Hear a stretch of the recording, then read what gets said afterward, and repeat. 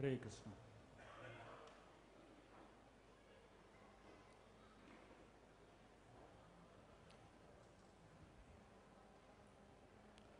Om Agyantimirandasya Gyananjanashalakaya Chakshurunmilitam Yena Tasmai Shri Gurave Namaha Shri Chaitanya Manobishtam Stapitam Yena Bhutale Swayam Rupa Kadamayam Dadati Swapadantikam Vandeham Shri Guru Shri Yutaha Padakamalam Shri Gurun Vaishnavamscha Shri Rupam Sagrajatam Sahagana Raghunatam Vitam Tam Sajivam Sadvaitam Savadutam Parijana Sahitam Krishna Chaitanya Devam Shri Radha Krishna Padan Sahagana Lalita Shri Vishakan Vitamscha He Krishna Karuna Sindhu Dinabandhu Jagatpate Gopesha Gopika Kanta Radha Kanta Namostute Tapta Kanchana Gaurangi Radhe Vrindavaneshwari Vrishabhano Shute Devi Pranamami Hari Priye Vancha Kalpatarubhyascha Kripa Sandubhyevacha Patitanam Pavanebhyo Vaishnavebhyo Namo Namaha Jai Shri Krishna Chaitanya Prabhu Nityananda Shri Advaita Gadadhara Shivasadi Gaura Bhakta Vrinda Hare Krishna Krishna Krishna Hare Hare Hare Ramo Ramo Ramo Hare Hare Hare Krishna. I'd like to welcome all of you all. I'm going to speak on the glories of Hanumanji. I'm sure all of you all are aware that today happens to be Hanuman Jayanti. Today happens to be the day on which Lord Hanuman was born, thousands of years back. So it's very auspicious and very nice on the birthday of the personality. It is good to discuss about the person. So today I am not just going to speak stories of Hanuman's life, but I am also going to speak what we learned from the stories of Hanuman in our personal life. There are many heroes in this world. They have come and gone. But very few heroes have sustained interest for thousands of years, if not lakhs. Very few heroes have been enthusiastically able to attract not just youngsters, not just children, not just old people, not just spiritualists, not just people from one country, and not just people from one species also. But Hanuman is a combination of all this. He is one hero who has been able to attract more people than practically anybody in the history of the world, if you see. Even Krishna and Ram have limitations in how much they can attract people. But Hanuman practically has no limitations. So, we are here to study the stories of Hanumanji. And as I am narrating the stories of Hanumanji to you all, I will also share with you all what you can understand from each of these stories. And I'm sure some of these stories will prove to be very entertaining to you all, but all these stories will definitely enliven you all and enlighten you all in a positive way. So, the birth of Hanumanji is explained in very interesting way. When Lord Ram was going to be born, in fact, before the birth of Ram, Lakshman, Bharat and Shatrughna in Ayodhya, when Dasharatha was performing this Putra Kameshti Yagya and a huge personality appeared from the fire, he got a pot of nectar with him. And this pot of nectar had celestial nectar which was supposed to be divided among the queens of Dasharath. And they were supposed to give birth to these 4 illustrious children. So just when Dasharatha was dividing the nectar between the 3 of his wives, Garuda, the carrier of Lord Vishnu, the eagle carrier of Lord Vishnu, he just swooped down and just snatched a small portion of the nectar and flew away. Very far away in a place known as Anjanadri. At present, this place is known as Hampi and it is there in Karnataka in India, South India. So, there was a couple named Keshari and Anjana. So Keshari was a king of a section of told Hanuman to, help build this bridge, and the monkeys were bringing big stones to build the bridge. And then finally, there was one squirrel who was also trying to come and assist by putting some pebbles into the ocean to build the bridge. So Hanuman got very angry with the squirrel because the squirrel was coming between his legs all the time. So Hanuman did not want to stamp on the squirrel, but at the same time, he wanted to do his service. So he shouted to the squirrel, he said, "Get lost from here, you're wasting my time." And Lord Ram saw that exchange. So Lord Ram came to Hanumanji and asked him a question. He said, "Hanuman, why are we building this bridge?" Hanuman said, "We are building this bridge so that we can go to Lanka and kill Ravan." Ram said, "I am sitting as a Paramatma in Ravan's heart. If I just tweak one nerve, Ravan will die here only. I don't have to go all the way to kill Ravan." So then Hanuman said, "We are building the bridge because the entire army has to go to Lanka." Ram said, "If I want with one arrow, I can dry up the entire ocean. And we don't need to build a bridge." Hanuman got confused. Hanuman asked Ram, "My dear Ram, why are we building this bridge? Tell me. We will not waste so much time over here." And Ram told him, "We are building this bridge to engage you, to give you some seva, to keep you engaged in some positive contribution." So Hanuman was confused. And then Ram told Hanuman, "Just like you need engagement and you need to engage yourself according to your capacity, similarly the squirrel also needs engagement and the squirrel will contribute according to his capacity." What we need to remember is not so much the result that we produce, but the consciousness with which we produce the results, the intention with which we produce the results. So if we work at our personal best, that personal best is what pleases God, and not so much the quantity of the results that we give. So, at some point in Hanumanji's life, of course, now while this bridge was being built, Lord Ram, he was very inspired seeing the monkeys building the bridge so enthusiastically. So at one point of time, Ram went and he decided, "Let me also try helping in building the bridge." So Ram observed all the monkeys. What the monkeys were doing, they were lifting a stone. They were chanting the name of Ram and putting the stone in the water, and the stone was floating. Ram said, "Such a simple thing." He lifted a stone and he chanted his own name and he threw the stone into the water and the stone sank. So Ram was confused. He tried lifting another stone. He did the same thing and threw the stone. That stone also sank. So he went to Hanumanji and he said, "What's happening over here?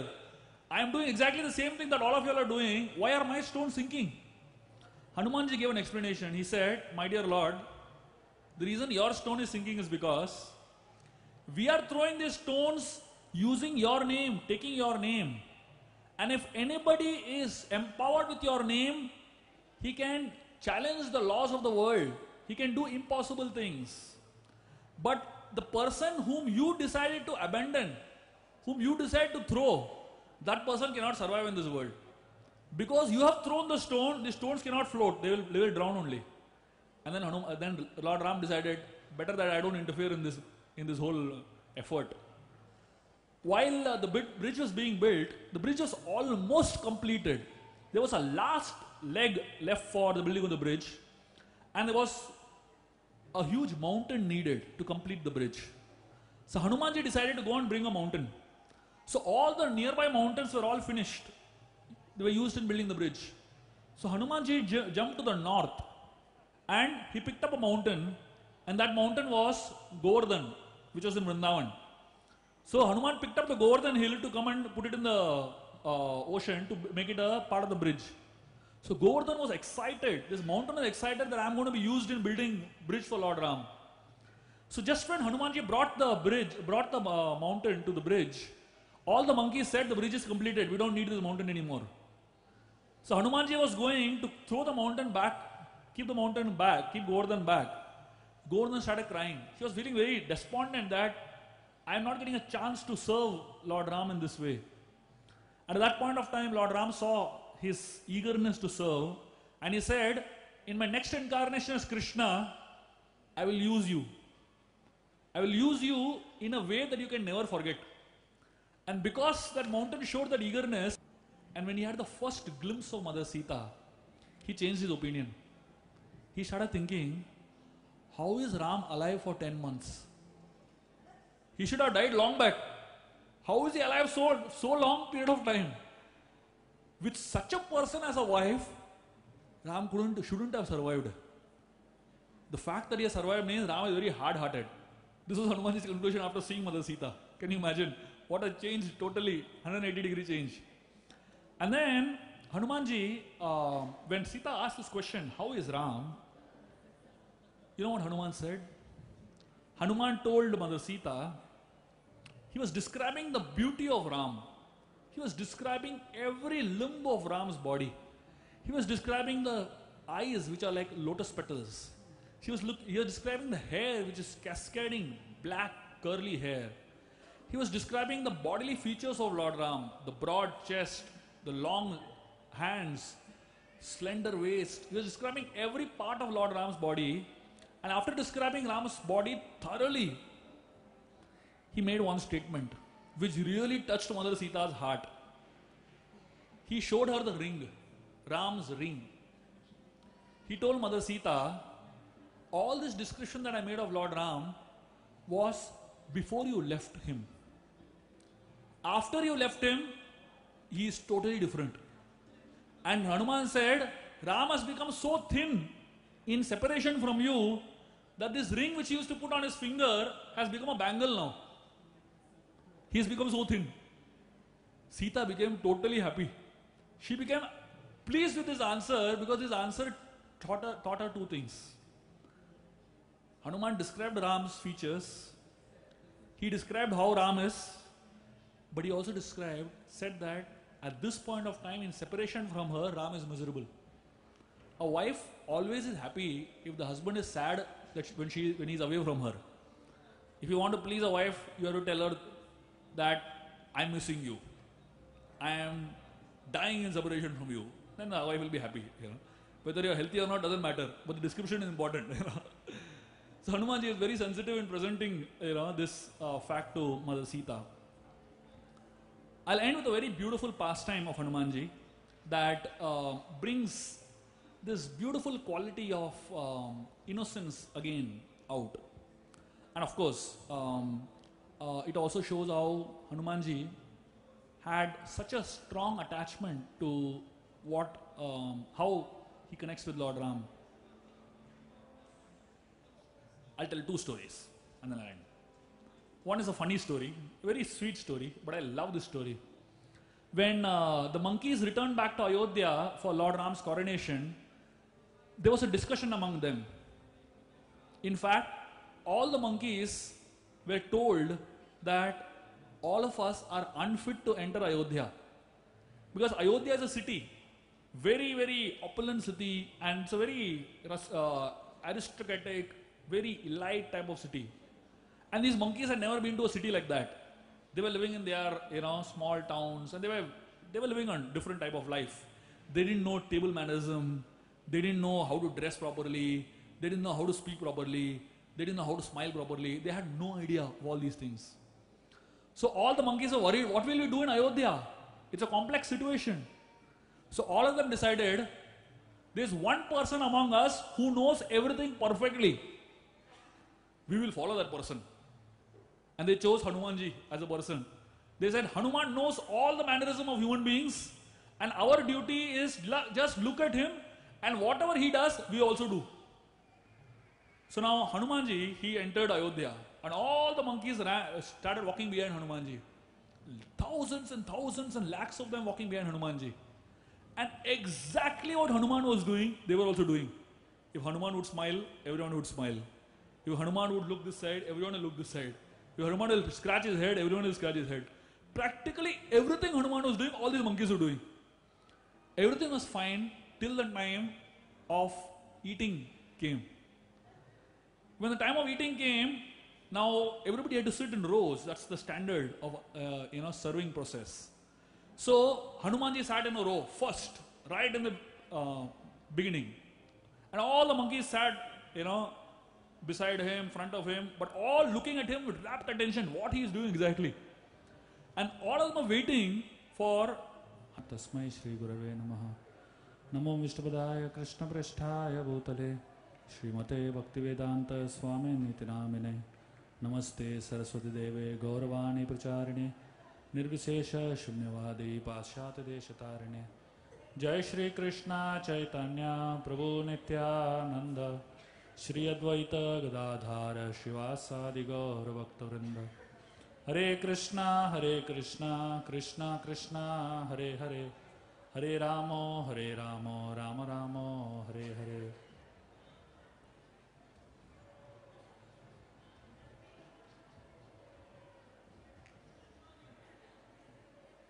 Hare Krishna. So, in the next 45 minutes or an hour, I'll be speaking on one very interesting section from the Ramayana, which is considered to be one of the highlights of the Ramayana, or rather it is considered to be one of the turning points of the Ramayana, and from a spiritual point of view also, it is considered to be on a high point in the Ramayana. So, this is the story of the brother of Ravan, whose name was Vibhishan, coming and taking shelter of Lord Ram. There is a mega drama involved behind that story, and how Vibhishan actually comes and takes shelter of Lord Ram. So, essentially, there are three things in the Ramayana: Siddhanta, Rasa and Sadachar. Siddhanta means there is philosophy. There are concepts in the Ramayana which are very deep. Rasa means sweetness. The story of the Ramayana is very sweet and it has something very attractive to offer us. And along with Rasa and Siddhanta, there is something known as Sadachar. Sadachar means it teaches us behavioral sciences. It teaches us how to deal with one another and how to deal with people who are superior to us. So these three combined together encompass the Ramayana. So the first meeting of Ram and Vibhishan takes place when Ram, Lakshman and Sita are in the forest, and when they are in Panchavati in the forest, at that point of time, Shurpanaka, who is the sister of Ravan, she comes and she is mesmerized looking at the beauty of Lord Ram, and she tells Ram that she wants to marry him. Of course, Ram asks her, "Who are you?"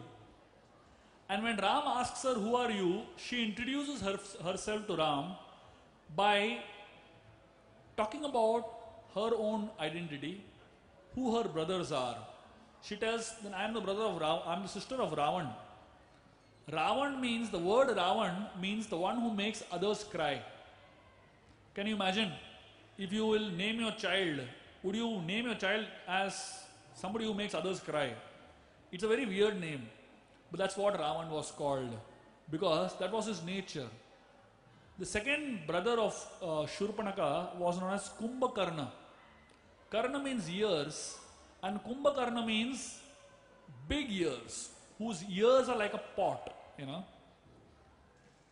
So though Kumbhakarna had big ears, he filled his ears only with garbage. Good advice never entered his ears. And because Kumbhakarna filled his ears with garbage, he was gigantic in size. At the same time, he was practically monstrous. And the third, of course, Shurpanaka herself, her name was Shurpanaka, means the one who has sharp nails. Her nails are like a winnowing fan. So the quality of Shurpanaka was that Shurpanaka was very sharp in her features. At the same time, she was very sharp in her negative behavior also. So the first meeting of Ram and Vibhishan took place through Shurpanaka. Shurpanaka introduced her family to Ram, and while introducing her family to Ram, she introduced Vibhishan also. She said, in our family, there is one, that's when ambition converts into greed. In fact, people have lots of ambitions in this world.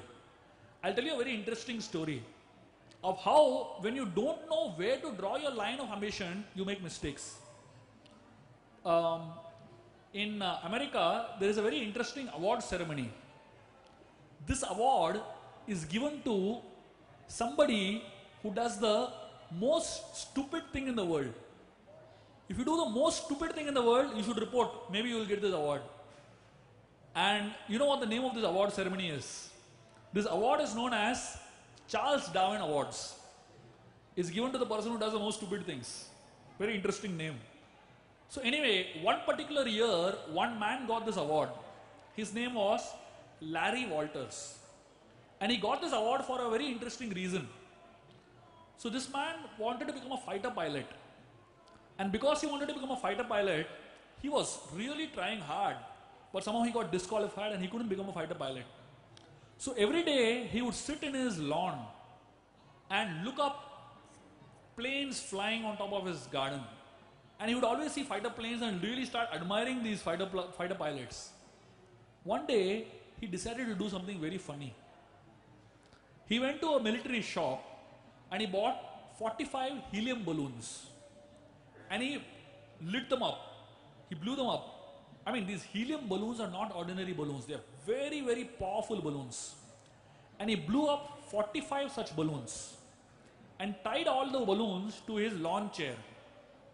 And he tied his lawn chair to a jeep. He went and sat on the chair with two things in his hand. He took a knife and he took a gun. And the gun had as many bullets as were balloons there. And he went and sat. His idea was, he would cut the rope and the chair would fly. And when he would want to come down, he would keep shooting the balloons, and one by one he'll keep coming down slowly.